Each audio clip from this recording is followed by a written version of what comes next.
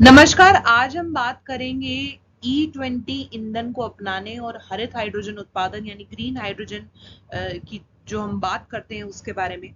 तो E20 क्या है, ये E20 उसके बारे में जानेंगे।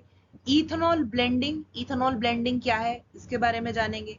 उसी के साथ साथ हम बात करेंगे हमारे नेशनल ग्रीन हाइड्रोजन मिशन की और भारत की G20 प्रेसिडेंसी में ये E20 का क्या रोल रहेगा, वो सभी जानकारियों के बारे में हम आज चर्चा करेंगे।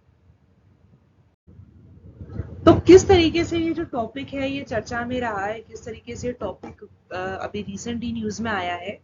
तो recently union minister of petroleum and natural gas मंत्री ने कहा कि जो 20% इथेनॉल के साथ मिश्रित पेट्रोल है, जब मतलब पेट्रोल ब्लेंडेड विद 20% इथेनॉल, जिसे E20 के नाम से जाना जाएगा और जल्द ही देश भर में तेल विपणन कंपनियां यानी OMC के 1000 से ज्यादा आउटलेट्स पे जो है ये उपलब्ध होगा। और उन्होंने इस विषय पर भी प्रकाश डाला कि राष्ट्रीय हरित हाइड्रोजन मिशन यानी नेशनल ग्रीन हाइड्रोजन मिशन के तहत जो कि जिसकी जो उद्देश्य है वर्ष 2030 तक 5 मिलियन मीट्रिक टन का जो प्रतिवर्ष की उत्पादन क्षमता हासिल करना है। तो बात की जाए अगर इथेनॉल ब्लेंडिंग की और E20 फ्यूल की, तो ये जानना जरूरी है कि इथेनॉल ब्लेंडिंग कहते कहते कैसे हैं। तो इथेनॉल एक कृषि उत्पाद है यानी एक एग्रीकल्चर बाय प्रोडक्ट है। तो ये जो है बेसिकली जब शुगर ऑब्टेन करी जाती है शुगर केन से यानी गन्ने से, जो चीनी का प्रसंस्करण से जो ये है ये प्राप्त होता है। और इसी के साथ साथ ये चावल की भूसी या मक्के जैसे अन्य सूत्रों से भी प्राप्त होता है। तो वाहन चलाते समय कम जीवाश्म ईंधन जलाने के लिए पेट्रोल के साथ इथेनॉल का जो समिश्रण है इथेनॉल समिश्रण कहलाता है, यानी इथेनॉल ब्लेंडिंग कहा जाता है। तो E20 फ्यूल की अगर हम बात करते हैं, E20 फ्यूल में हमें ये जानना जरूरी है कि एक ब्लेंड होता है जिसमें 20% इथेनॉल और 80% पेट्रोल होता है। इसकी जो लॉन्च है E20 की लॉन्च की गई थी प्राइम मिनिस्टर के द्वारा फरवरी 2023 में बेंगलुरु में। और ये जो पूरा प्रोजेक्ट रहेगा ये जो कवर करेगा लगभग 15 सिटीज को और पूरे देश भर में इसे लाने की जो है एक बड़ी पहल चल रही है। तो भारत ने पेट्रोल में इथेनॉल समिश्रण को वर्ष 2013 से 14 की अगर हम बात की जाए 1.53% से बढ़ाकर वर्ष 2022 में 10.17 कर दिया है। तो ये देखा जाएगा कि सरकार ने वर्ष 2025 तक पेट्रोल में 20% जो है 25 तक का जो टारगेट लिया है कि इथेनॉल समिश्रण के अपने लक्ष्यों को आगे बढ़ाते हुए वर्ष 2030 कर दिया है। वहीं पे अगर बात करें, क्योंकि भारत इस साल G20 का प्रेसिडेंट है और उसी के साथ साथ गवर्नमेंट ने जो है जो प्रपोज किया है वो आइडिया ये प्रपोज किया है कि ग्लोबल बायोफ्यूल अलायंस की जरूरत है। और कंट्रीज जैसे कि ब्राजील की यहाँ पे बात की जाए, जैसे देशों के साथ एक वैश्विक जो है हम इसके ऊपर एक गठबंधन किया जा सकता है। और ये जो प्रस्ताव है ये भारत की ओर से रखा गया है।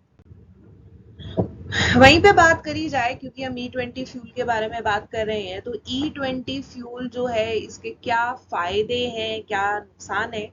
देखिए E20 फ्यूल के जो फायदों की अगर हम बात करें, एक नॉर्मल पेट्रोल के मुकाबले, एक नॉर्मल ईंधन के मुकाबले काफी फायदेमंद है। तो ये जो है सबसे पहले जो एमिशंस, जो कार्बन मोनोऑक्साइड, हाइड्रोकार्बन और नाइट्रोइड ऑक्साइड के जो स्तर को है कम करने के लिए बहुत ही ज्यादा काम आने वाला है। हम ऑलरेडी एक ऐसे एनवायरनमेंट में रह रहे हैं जहाँ पे ऑलरेडी इतना ज्यादा पोल्यूशन देखने को मिलता है। वहीं पे ये इंजन की परफॉर्मेंस को और उसी के साथ साथ मेंटेनेंस कॉस्ट के जो खर्च है उसे कम करने में काफी मदद करेगा।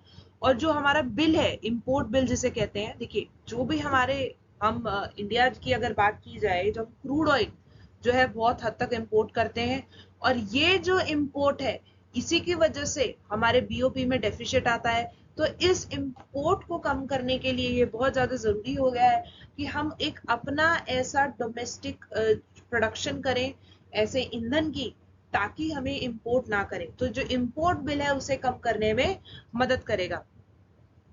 आकलन किया गया है कि इथेनॉल का जो 5% समिश्रण लगभग 1.8 मिलियन बैरल कच्चे तेल का प्रतिस्थापन कर सकता है।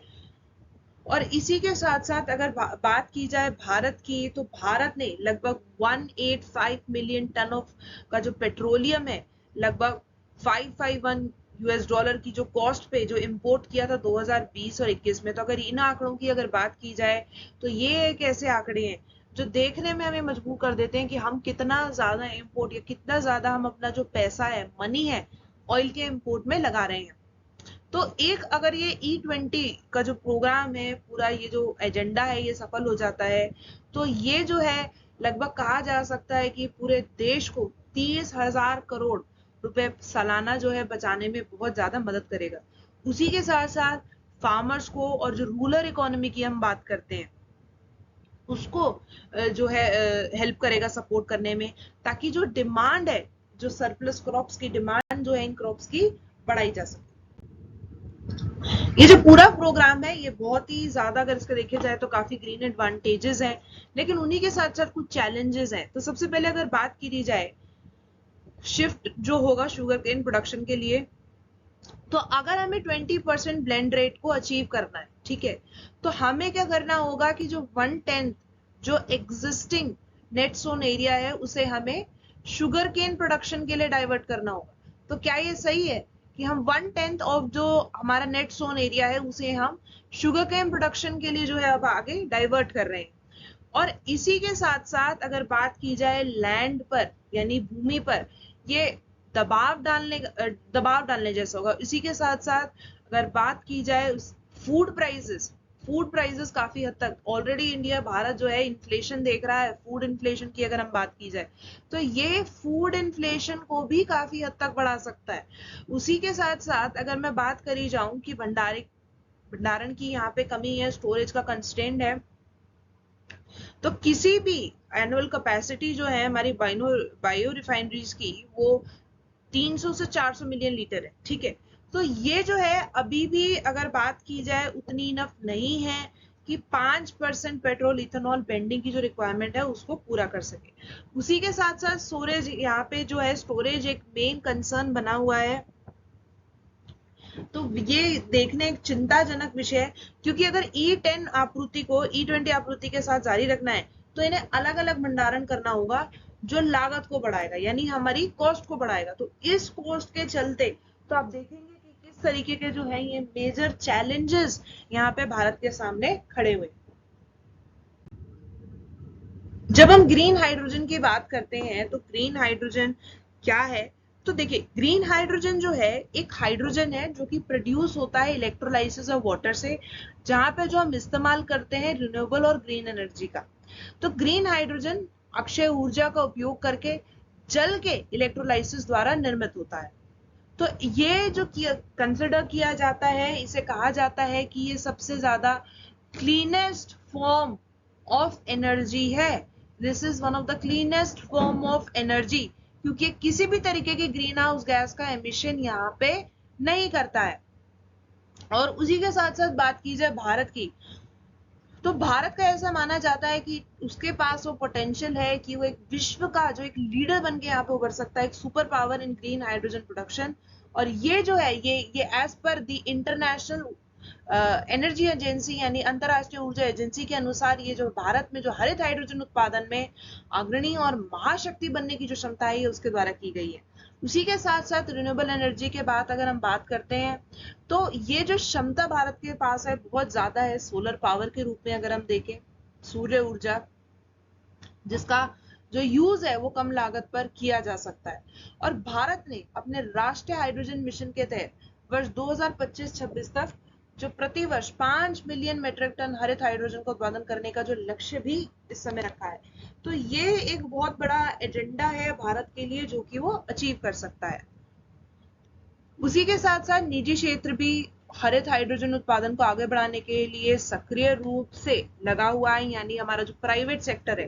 देखिए, प्राइवेट सेक्टर किसी भी देश में एक बहुत बड़ी भूमिका निभाता है, पर यहाँ पे अगर आपका प्राइवेट सेक्टर एक्टिवली इंगेज हो रहा है कि ग्रीन हाइड्रोजन प्रोडक्शन होनी चाहिए, तो ये जो है अट्रैक्ट कर रहा है लॉट ऑफ इन्वेस्टमेंट को, जो कि इंटरनेशनल सोर्सेज से हमें मिल सकती है। उसी के साथ साथ अगर अनुप्रयोग यानी एप्लीकेशन की बात करी जाए, तो सबसे पहले ग्रीन हाइड्रोजन जो है उसका इस्तेमाल एक क्लीन एनर्जी की तरह हो सकता है, और जिसे हम आगे के यूज के लिए यानी आगे के उपयोग के लिए भी रख सकते हैं। तो ये ऐसे सेक्टर्स में काम आ सकता है जैसे कि पावर जनरेशन, हीटिंग, ट्रांसपोर्टेशन, और उसी के साथ साथ जो कार्बन एमिशंस का जो स्तर है तो उसे कम करने के लिए बहुत ज्यादा यहाँ पे जरूरी है। वहीं पे बात की जाए प्रोडक्शन ऑफ ग्रीन अमोनिया की, हरित अमोनिया के उत्पादन की, तो ग्रीन हाइड्रोजन के पास जो पोटेंशियल है वो जो हमारे ट्रेडिशनल फर्टिलाइजर्स हैं एग्रीकल्चर में जो यूज होते हैं जहाँ पे हम अमोनिया का इस्तेमाल करते हैं, तो ये उसे एक तरीके से पूरी तरीके से रिप्लेस कर सकता है। तो हरित हाइड्रोजन की मदद से उत्पादित हरित अमोनिया कार्बन मुक्त होता है, और इसमें पारंपरिक जो उर्वरक की तुलना में बेहतर दक्षता के साथ ही मृदा की अबलता में कमी लाने की भी क्षमता है। उसी के साथ साथ of grid and remote power generation में भी अगर बात की जाए तो एक रिलायबल सोर्स है ग्रीन पावर का, और जहां पे इलेक्ट्रिसिटी नहीं पहुंचती है वहां पे इलेक्ट्रिसिटी पहुंचाई जा सकती है। तो इसे हम एक फ्यूल सेल की तरह इस्तेमाल कर सकते हैं हमारे कंबंशन इंजन में, ताकि हम जनरेट कर सकें इलेक्ट्रिसिटी जो कि हमारी कम्युनिटी, इंडस्ट्री और इंफ्रास्ट्रक्चर में यूज हो सके। वहीं पे अगर बात की जाए तो कुछ और चैलेंजेस की, तो सबसे पहला जो चैलेंज आता है उसका कॉस्ट का यानी लागत का। तो करंटली अगर बात की जाए जो ग्रीन हाइड्रोजन की जो प्रोडक्शन है वो इतनी इजी नहीं है, वो काफी महंगी है, बहुत एक्सपेंसिव है। अगर उसे कंपेयर करी जाए हाइड्रोजन जो कि प्रोड्यूस होता है फॉसिल फ्यूल से, तो यहाँ पे देखा जाएगा कि जो कॉस्ट है बहुत ज्यादा है। और ये जो कॉस्ट है ये इसका मुख्य कारण यही है कि हमें अगर इस तरीके का इंफ्रास्ट्रक्चर डेवलप करना है उसके लिए हमें कैपिटल इन्वेस्टमेंट की बहुत ज्यादा जरूरत है, ताकि हम रिन्यूएबल एनर्जी का जो इंफ्रास्ट्रक्चर है वो ढांचा जो है पूरी तरीके से सही तैयार कर सके। उसी के साथ साथ अगर बात करें ग्रीन हाइड्रोजन इंफ्रास्ट्रक्चर की, तो प्रोडक्शन हमें करनी है, ट्रांसपोर्टेशन उसकी करनी होगी, तो क्या वो इतनी इजी है? तो वो बिल्कुल भी यहाँ पर इतनी इजी नहीं है। तो हमें अपनी जो प्रोडक्शन कैपेसिटी है, उत्पादन की जो कैपेसिटी है उसे बढ़ाना होगा, और एक नेटवर्क तैयार करने की यहाँ पे बहुत ज्यादा जरूरत है। तो हमें एक बड़ी मात्रा में एक रेट्रोफिटिंग एग्जिस्टिंग इंफ्रास्ट्रक्चर की जरूरत है, जहां पे हमें नई पाइपलाइन, स्टोरेज फैसिलिटी और रिफ्यूलिंग स्टेशन को भी ऐड करना होगा। और जैसे ही हम इस इंफ्रास्ट्रक्चर की बात कर रहे हैं तो जैसे कि आप देख सकते हैं कि इसकी कॉस्ट इजी नहीं है। तो यहाँ पे बहुत ज्यादा जो है देखने को मिलेगा कि इसकी कॉस्ट काफी ज्यादा है। तो भारत के लिए अगर आगे की राह अगर हम यहाँ पे बात की जाए, क्योंकि वर्ल्ड की जो मोस्ट पोल्यूटेड सिटीज हैं उसमें से टॉप 10 में जो है भारत का नाम आता है, तो एक पॉलिसी और रेगुलेटरी फ्रेमवर्क यानी नीति और नियामक ढांचे की यहाँ पे बहुत जरूरत है। तो इंडिया को, भारत को अगर इथेनॉल उत्पादन, समीक्षण और उपयोग के साथ हरित हाइड्रोजन के विकास को बढ़ावा देने के लिए प्रोत्साहन प्रदान करने वाली सहायक नीतियां बनाने और उसी के साथ साथ लागू करने की बहुत ज्यादा जरूरत है। हम कोई भी पॉलिसी और प्रोग्राम बनाते हैं तो उसका एग्जीक्यूशन यहाँ पे बहुत ज्यादा इंपॉर्टेंट हो जाता है। तो एक फ्रेमवर्क जो है हमें यहाँ पे तैयार करना होगा, और उसी के साथ साथ जो है स्टैंडर्ड्स हमें बनाने होंगे कि किस तरीके से अगर हम E20 की बात कर रहे हैं तो उसे हमें है जो सक्सेसफुल बनाना है। टेक्नोलॉजी वाइज, तकनीक की अगर हम प्रगति की बात करें तो E20 के केस में अगर हम बात करें तो बहुत जरूरी है अपनी टेक्नोलॉजिकल डेवलपमेंट को करना, और ये जो है इसकी अवेलेबिलिटी टेक्नोलॉजी की हर जगह होनी चाहिए। ग्रीन हाइड्रोजन की अगर हम बात करें तो लागत कम करने और दक्षता में सुधार करने के लिए इलेक्ट्रोलाइजर प्रतियोगिताएं यानी इलेक्ट्रोलाइजर टेक्नोलॉजीज, स्टोरेज सिस्टम और उसी के साथ साथ एफिशिएंट कन्वर्जन प्रोसेस की यहाँ पे बहुत ज्यादा जरूरत है, ताकि हम कॉस्ट कम कर सकें। उसी के साथ साथ यहाँ पे बहुत जरूरी है कि पब्लिक अवेयरनेस और एक्सेप्टेंस यहाँ पे होनी चाहिए। तो अगर हम ऐसे ईंधन का उपयोग करने वाले हैं, E20 ग्रीन हाइड्रोजन की हम बात कर रहे हैं, तो लोगों को इसके बारे में जो है जागरूक कराना होगा, और किस तरीके से इसे मार्केट में लेकर आएंगे उस तरीके की पूरी पॉलिसी की यहाँ पे भारत को जरूरी है। क्योंकि उपभोक्ता यानी कंज्यूमर्स को यहाँ पे बहुत ज्यादा जरूरी है कि वो एजुकेट हो सके, और उसी के साथ साथ पॉलिसी मेकर्स को ऐसे सोल्यूशन यहाँ पे लाने होंगे ताकि लोग इसके बारे में जागरूक हो। इसी के साथ हम इस चर्चा को यहीं अंत करते हैं। धन्यवाद।